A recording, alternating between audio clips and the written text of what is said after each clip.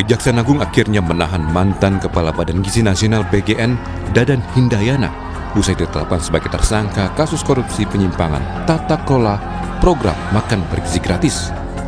Tak hanya Dadan, dua mantan wakil Kepala BGN, Ludwig Pusung dan Sony Sonjaya, juga tak lepas dari penahanan Kejagung. Sebelum jadi tersangka kasus korupsi, ketiganya baru saja dicopot Presiden Prabowo Subianto. Menurut Kejagung, MBG harusnya dikelola yayasan pada tiap sekolah. Namun banyak yayasan yang ditunjuk jadi mitra dan digunakan untuk sarana kejahatan terafiliasi dengan pejabat BGN. Bahwa program MBG tersebut seharusnya dikelola oleh yayasan-yayasan pada setiap sekolah. Namun pada faktanya, yayasan-yayasan yang ditunjuk sebagai mitra SPPG merupakan yayasan yang dijadikan sarana untuk kejahatan dan terafiliasi dengan pejabat atau pegawai BGN yang tidak memenuhi syarat untuk menjadi mitra SPPG, namun tetap ditunjuk dengan cara dilakukan pengaturan verifikasi pada portal mitra BGN dengan adanya atensi dari tersangka. Dan yayasan-yayasan tersebut mendapatkan insentif miliaran rupiah ya, setiap hari. Dan yayasan-yayasan tersebut terafiliasi diantara yang dimiliki oleh saudara DH, saudara SS, dan saudara LP. Kantor staf Presiden tak membantah banyak laporan soal masalah di Badan Gizi Nasional BGN. Di antaranya dugaan praktik jual beli titik satuan pelayanan pemenuhan gizi SPPG atau dapur makan bergizi gratis. Kepala Staf Presidenan Dudung Abdul Rahman bilang, tanya pihaknya, tapi banyak informasi yang didapat Presiden Prabowo terkait permasalahan MBG. Soal penggeledahan BGN, Dudung menyebut Presiden ingin tidak ada penyimpangan apapun dalam pelaksanaan MBG. Sebelumnya kan kalau nggak salah Pak Dudung juga sempat menemukan bahwa di lapangan ada terjadi praktek semacam jual beli titik dapur gitu. Apakah ini yang kemudian menjadi dasar dari Presiden kemudian mencopot Dadan gitu? Ya, kemungkinan besar seperti itu. Banyaklah informasi-informasi beliau, saya rasa ke Presiden yang nyampe bukan tidak serta-merta dari temuan saya di lapangan, tetapi dari banyak sumber lah. Saya yakin kalau saya kan dulu udah sebulan yang lalu mungkin saya sidak ke lapangan, ada hal-hal ketimpangan dan tapi yang baik juga banyak. Ya. Tapi Presiden inginnya sempurna bahwa semua itu tidak ada terjadi sedikit pun ada yang menyimpang dari program beliau. Karena ini, itu tadi saya katakan ini uang rakyat yang harus dipertanggungjawabkan kepada rakyat. Izin penegasan Pak Dudung berarti itu kemudian salah satu faktor yang kemudian Bapak Presiden dalam hal ini mengevaluasi kepala BGN gitu. Ya, karena ada temuan. satu faktornya itu. Pak, artinya rencana penggeledahan ini udah lama kalau nggak sih? Saya yakin sudah direncanakan sebelumnya. Bagaimana? Kini pimpinan Badan Gizi Nasional sudah berganti, dan Nikes Deyang yang sebelumnya menjabat sebagai wakil kepala BGN ditunjuk Presiden menjadi kepala BGN. Kemudian, wakil kepala BGN bidang operasional Sony Sonjaya digantikan Agustina Arumsari yang sebelumnya menjabat sebagai wakil kepala BPKP.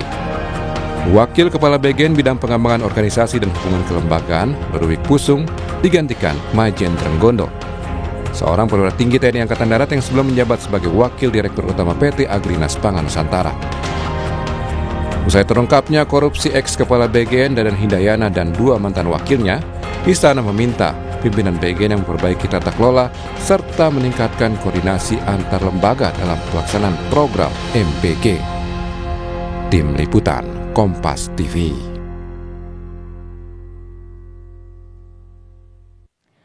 Saudara, Kejaksaan Agung mengungkap mantan Kepala BGN Dadan Hindayana dan dua mantan wakilnya diduga mengatur pembentukan Yayasan SPPG untuk terafiliasi dengan mereka. Soal modus seperti ini, apakah memang selalu jadi celah korupsi? Kita akan diskusikan bersama dengan peneliti Pusat Kajian Anti Korupsi Universitas Gadjah Mada, Bung Zainur Rohman melalui sambungan daring. Selamat pagi, Assalamualaikum Bung Zainur. Selamat pagi, Waalaikumsalam warahmatullahi wabarakatuh. Ya, yang pertanyaan saya pertama adalah begini, mengapa kemudian setelah 24 jam, belum sampai 24 jam dicopot, barulah kemudian Kejaksaan Agung mencokok dari Dadan Hindayana? Apa yang menjadi penyebabnya? Ya, saya sih melihat ini pasti ada komunikasi ya di antara para pejabat di pemerintah soal apa yang terjadi berlangsung di kejaksaan, soal apa yang terjadi di lingkaran istana terhadap BGN, sehingga koordinasi yang dilakukan itu menghasilkan keputusan pencopotan dan kemudian diikuti dengan proses hukum. Kalau misalnya ini diawali dari tangkap tangan, tentu biasanya tidak sempat untuk mencopot terlebih dahulu. Tetapi kan ini adalah satu case building yang dilakukan oleh pihak Kejaksaan Agung, sehingga memberi waktu kepada Presiden ya untuk melakukan pencopotan terhadap para pimpinan BGN ini, dan kemudian baru diikuti oleh proses penegakan hukum oleh pihak Kejaksaan Agung dengan menetapkan 3 orang ini sebagai tersangka, Mbak. Oke, jadi itu memang menjadi satu alasannya begitu ya, kenapa menjadi pertanyaan juga di masyarakat. Kenapa dicopot dulu, baru kemudian ditahan oleh Kejaksaan Agung. Nah, yang juga kemudian menjadi pertanyaan adalah begini, cukup mengejutkan ya ketika Kejagung mengatakan yayasan SPPG yang terafiliasi oleh Dadan CS ini diduga menerima insentif besarannya tidak tanggung-tanggung miliaran rupiah per harinya. Bagaimana ini bisa menjadi celah atau modus yang dilakukan oleh pimpinan atau penguasa di Badan Gizi Nasional untuk bisa melakukan celah korupsi di sana? Ya, sebenarnya prinsip dasarnya adalah seorang penyelenggara negara, seorang pejabat itu tidak boleh turut serta di dalam pemborongan, di dalam satu proyek, di dalam satu program sebagai peserta. Kenapa? Kan dia adalah seorang regulator. Masa ikut menjadi pemain, sekaligus wasit, sekaligus pemain, mungkin juga sekaligus supporter dan seterusnya. Itu menimbulkan apa yang biasa disebut sebagai konflik kepentingan. Konflik kepentingan itu ketika seorang pejabat di dalam mengambil keputusan publik dipengaruhi oleh interest pribadi. Nah, ini diduga para pejabat di BGN ini memiliki berbagai yayasan mitra yang menjalankan SPPG. Nah, itu tidak diatasnamakan sendiri, Mbak. Itu mudah sekali menggunakan nomine gitu ya, diatasnamakan orang lain, tetapi sebenarnya pengendalinya dan juga penerima manfaatnya adalah mereka ini. Nah, yang nomor 2 adalah menurut saya catatan penting. Diduga di dalam menetapkan mitra-mitra SPPG ini tidak sesuai dengan ketentuan-ketentuan yang berlaku. Ya, jadi ada portal di BGN untuk melakukan verifikasi, untuk melakukan persetujuan dan penetapan yayasan-yayasan mitra SPPG ini. Nah, itu dari pihak Kejaksaan Agung mengatakan ada atensi khusus dari pejabat BGN. Ya, berarti pertama ketika terkait dengan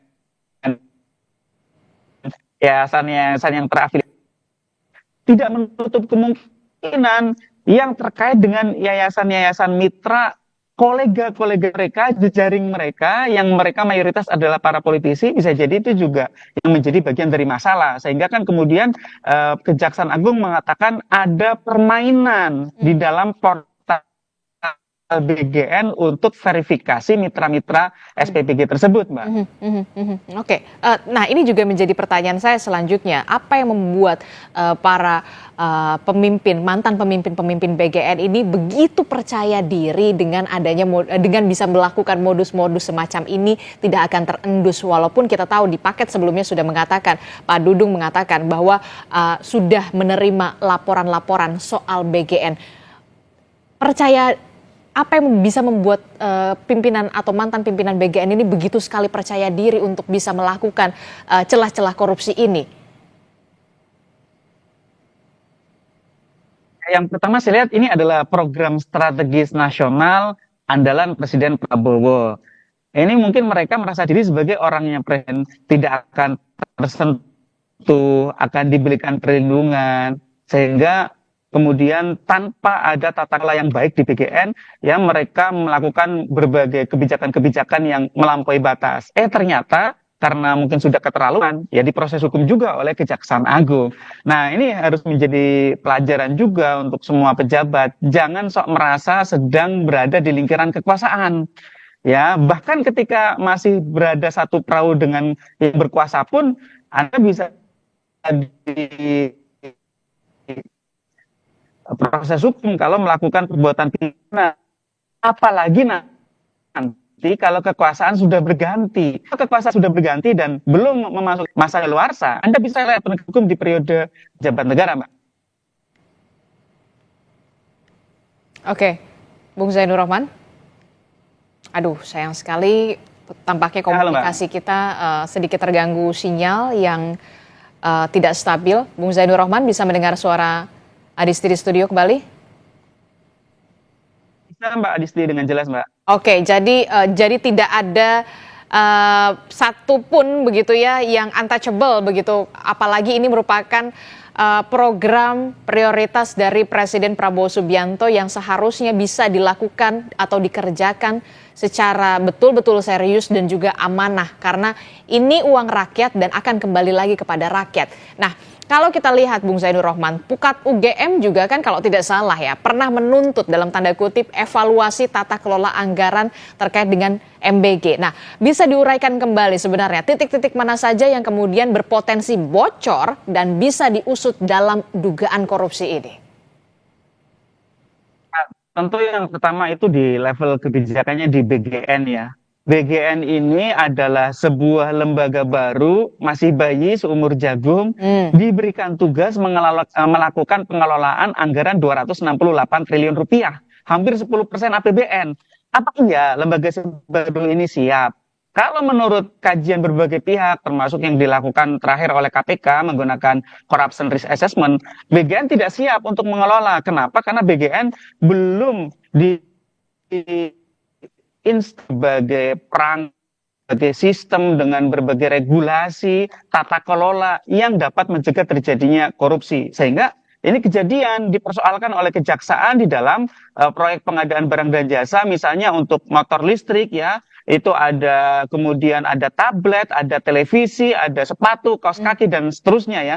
Di sana kejaksaan menyangka bahwa telah terjadi permainan di dalam angkanya, direkayasa tidak sesuai dengan kebutuhan, digabungkan harganya, vendornya juga mencurigakan, vendor baru tiba-tiba kemudian bisa memenangkan dan seterusnya. Itu yang pertama, Mbak. Yang kedua tentu di level penetapan mitra-mitra SPPG ini diduga dijual belikan titik-titiknya, dan yang ketiga yang kemungkinan terjadi adalah fraud di level SPPG-nya. Nah, ini belum sama sekali dibahas kan. Yang baru kita bahas baru di level BGN-nya. Bagaimana dengan level pelaksana gitu ya? Karena memang pemerintah BGN itu sepertinya ingin cut off keuangan negaranya itu dipertanggungjawabkan oleh BGN hanya sampai ketika ditransfer ke SPPG. Setelah oleh yayasan itu menjadi tanggung jawab dari yayasan. Padahal kan juga potensi fraudnya juga sangat tinggi.